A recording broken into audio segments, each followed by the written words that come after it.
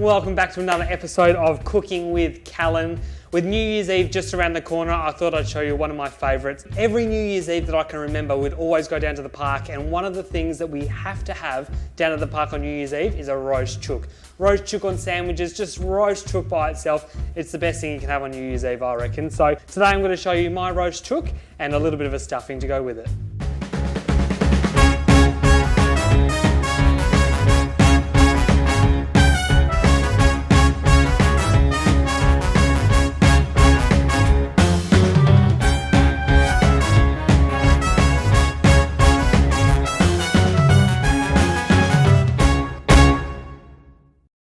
First thing we're going to do is take 20 grams of butter and one small onion over to the frying pan and get that frying.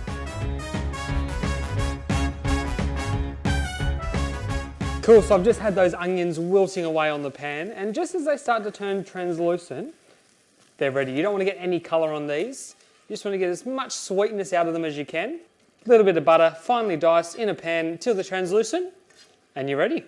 Okay, so the ovens have come off the stove, and to that I'm going to add a quarter bunch of roughly chopped parsley.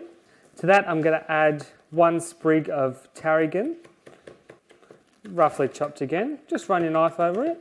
You want the tarragon a little bit finer than the parsley, just to evenly distribute itself throughout the chicken.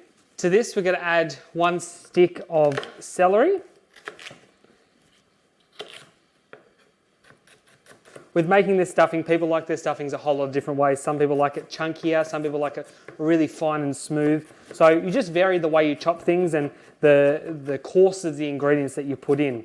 So for example, the breadcrumbs that we're going to put in are a little bit rougher than someone that would like it smooth. That's one stick of finely chopped celery, half the zest of a lemon, 100 grams of coarse breadcrumbs. All we're going to do is give this a big mix. To this mix, I'm going to add a generous pinch of salt. So now that all that's mixed, I'm just going to add one egg just to help bind it all together.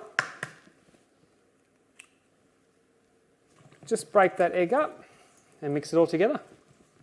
So the stuffing's made, and here I've got the chicken. Massive chook. And just put it inside the baking dish.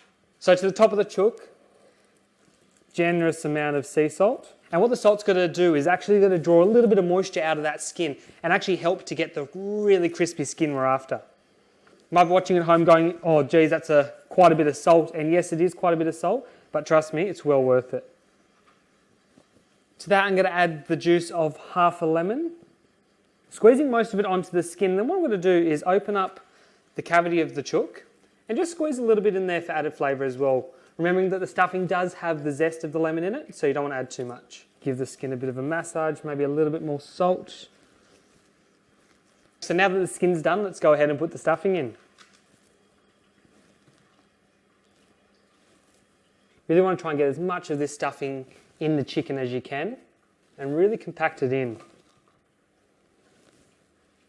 What's going to happen is as the chicken cooks, the natural fats that are inside the chook are going to come out and start to season the inside of that stuffing, making it one of the most delicious parts of a roast chook.